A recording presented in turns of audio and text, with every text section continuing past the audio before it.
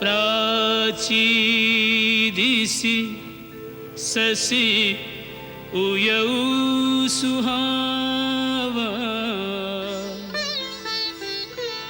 सिय मुख सरिस देखे सुख पावा बहुरी विचार कीन मन माही। उर्मिला, वो राजकुमार इतने सुकोमल हैं, उनसे वो शिवधनुष उठेगा या नहीं? सीता जी अधीर हो गई हैं और इस प्रकार धैर्य छूटने से उनका मन विवल हो उठा है। असल में यह व्याकुलता उनके अतिशय प्रेम के कारण है। प्रीत जितनी गहरी होगी उतनी अधिक आशंकाएं मनुष्य के दिल में लहरों की तरह उठती रहती हैं। यही हाल उस समय सीता जी का है। विश्वास और अविश्वास के बीच झूल रही है। इस शाश्वत, अलौकिक और अकथनीय प्रीत का इशारा गोस्वामी तुलसीदास जी उस समय करते हैं जब सीता जी की एक सखी उन्हें आकर बताती है कि 2 राजकुमार आए हैं जिन्होंने अपने रूप के मोहनी से सारे नगरवासियों को अपने बस में कर लिया है। बाग बिलोकन राजकुंवर दो आए, बाग बिलोकन राजकुंवर दो आए, ए सखी उनके अतुल रूप की शोभा कहियो न जाए, बाग बिलोकन राजकुंवर दो आए। उस समय तुलसीदास जी लिखते हैं, तासु बचन अतिशयी सुहाने दरस लागे लोचन ललचाने, चली अग्र करे प्रिय सखी सोई प्रीति पुरातन लखई न कोई। अर्थात उनकी पुरानी शाश्वत यानी इटर्नल प्रीत को कोई देख नहीं पाता। इस मानवीय लीला में कोई उनकी दैवी प्रीत को समझ नहीं सकता। कोई नहीं जानता कि वैकुंठ लोक से आने के बाद अर्थात मानवीय रूप में अवतार लेने के बाद यह उनकी पहली मुलाकात है। श्री राजगोपालाचार्य ने उनके बारे में लिखा है कि राम और सीता क्षीर सागर के पुराने प्रेमी तो थे ही, दोनों ऐसे पुलकित हुए मानो वर्षों के बिछड़े हुए 2 प्रेमी फिर से मिले। दूसरी बात जो ध्यान देने योग्य है वो है कि प्रेम के उस रोमांचकारी क्षणों में भी उन दोनों का मर्यादापूर्ण आचरण।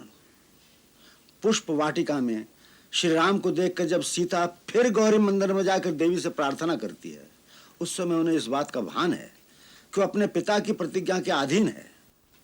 प्रेम कहता है इस समय देवी से श्री राम को मांग लो, परंतु मर्यादा कहती है जो तुम्हारे पिता का प्रण पूरा करेगा तुम्हें उसी का वरण करना होगा। इसलिए दोनों ओर से मजबूर इंसान की तरह वो भवानी माँ से इतना ही कहती है कि तुम तो मेरे मन का मनोरथ अच्छी तरह जानती हो, इसलिए मैं उसे प्रकट नहीं करूंगी।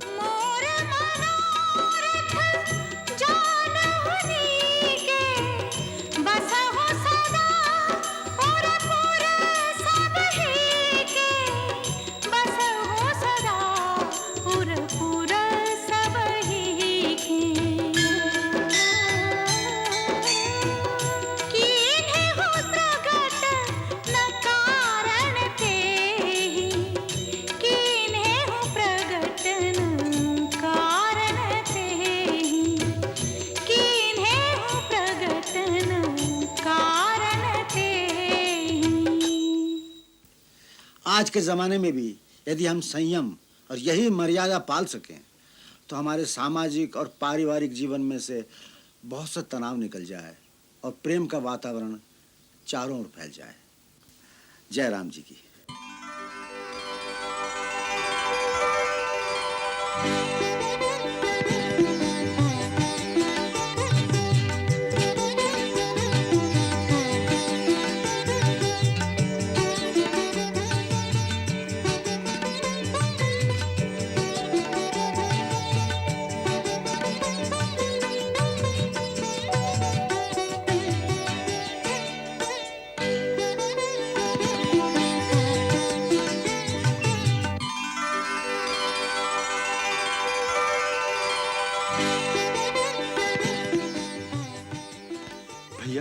क्या सोच रहे हैं? कुछ नहीं लक्ष्मण। मैं रात भर बार बार एक ही सपना देखता रहा हूं कि स्वयंवर में विजय आपकी हुई। सभा में आपके पहुंचते ही राजाओं राजकुमारों के तेज उसी तरह मलिन हो गए जैसे सूर्य के उदय होते ही तारों में रोशनी नहीं रहती। मुझे पूरा विश्वास है आज की परीक्षा में विजय आपकी होगी। लक्ष्मण, परीक्षा के समय उत्तेजित नहीं होना चाहिए, केवल अपने कर्म पर ध्यान रखना चाहिए।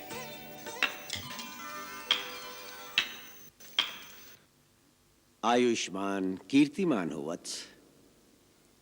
शतानंद जी महाराज जनक का बुलावा लेकर आए थे। चलो रघुनंदन, सीता के स्वयंवर की शोभा देखें। जैसी आपकी आज्ञा गुरुदेव। देखते हैं आज विधाता किस भाग्यशाली के गले में जयमाला डालते। जिस पर आपकी कृपा हो गुरुदेव, जय उसी की होगी, यश उसी को मिलेगा।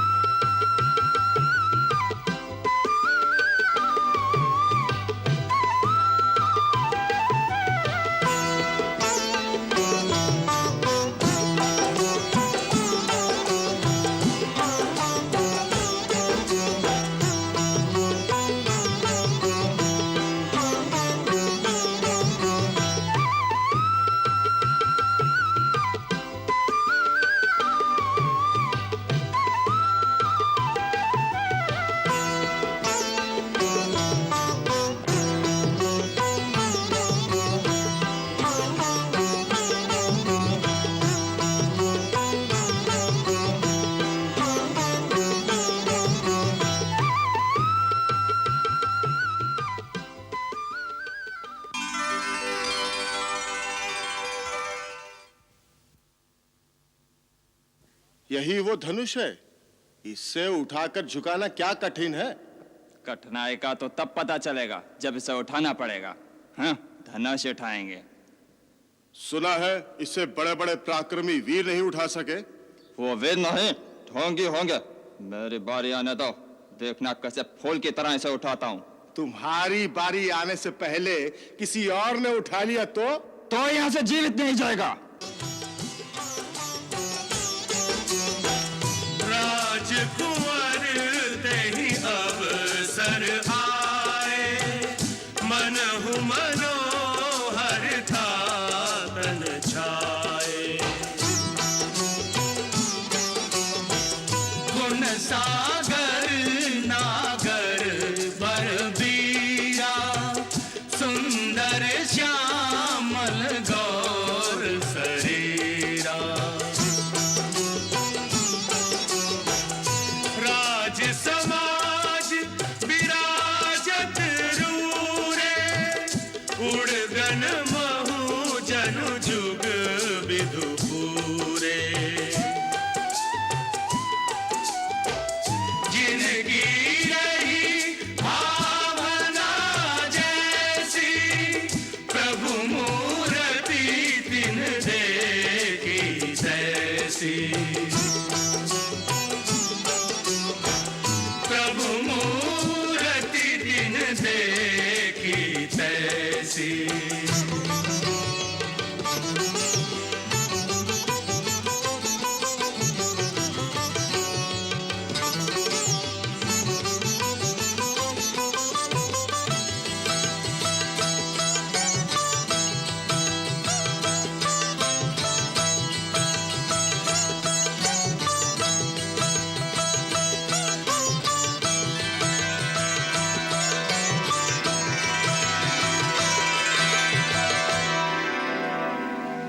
विशेष अतिथि लगते हैं। ऐसा लगता है कि सीता के विवाह की बात इनसे पहले से ही पक्की हो चुकी है। तो क्या हमें वैत में बुलाया है? लगता तो ऐसा ही है, क्योंकि महाराज जनक स्वयं उनका स्वागत कर रहे हैं। उन बालकों का नहीं, महर्षि विश्वामित्र का स्वागत कर रहे हैं। ये बालक तो यूं ही तमाशा देखने आए हैं। तुम क्या समझते हो, ये दूध मुहे बच्चे शिव का धनुष तोड़ेंगे? हम समस्त गुरुजन और देश देश से आए हुए राजा और राजकुमारों का स्वागत करते हैं। हमारे निमंत्रण का मान रखकर आप सब मिथिला पधारे हैं। आप सबको हमारा अभिवंदन।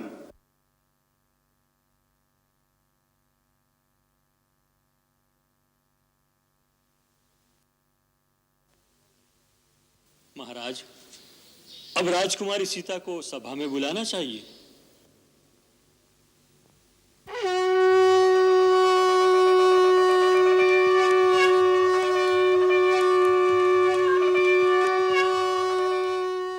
जानी सु अवसर सिए तब पठई जनक बोला, चतुर सखी सुंदर सकल सादर चली लवाय।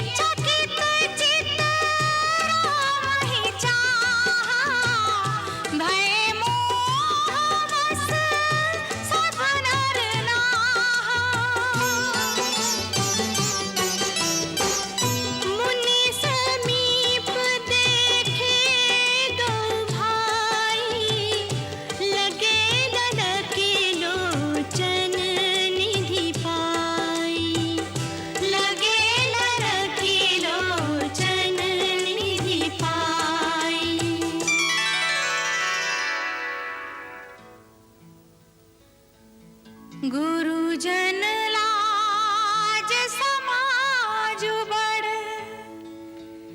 देख सिय सकुचानी, लागे बिलोकन सखिन तन रघुबीर ही उर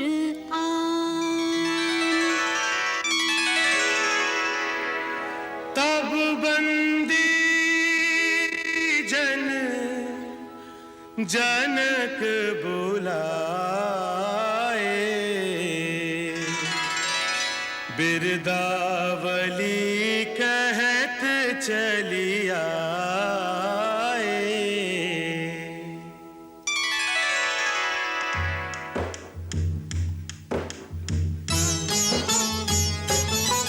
हम बंदी जन अपने राजन की बिरदावली बखान करे। मिथिला के प्रजापति जनक राज की गरिमा का गुणगान करे। हम बंदी जन धर्मात्मा निमि को नमन करे जग सारा। मिथिला को देकर नाम संवारा। मिथि पुत्र जनक ने कुल का यश विस्तारा।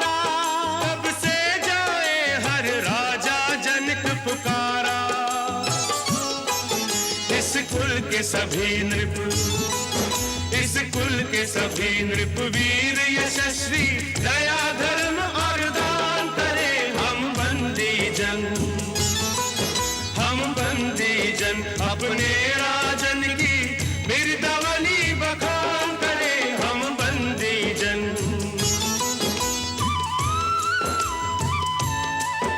महाराज महारोमा की महिमा न्यारी, सुत उनके स्वर्ण रोमा सुंदर सुखकारी। महाराज रश्वलोमा के हम आभारी, मिले जिनसे हमें विदेह जनक उपकारी। मिथिलावासी, मिथिलावासी धर्मावतार इस राजा पर अभिमान करे। हम बंदी जन, हम बंदी जन अपने राजन की बिरदावली बखान करे। हम बंदी जन। कहे नृपु जाई कहु पन मोरा, चले भाट हिया हर्षुन घोरा।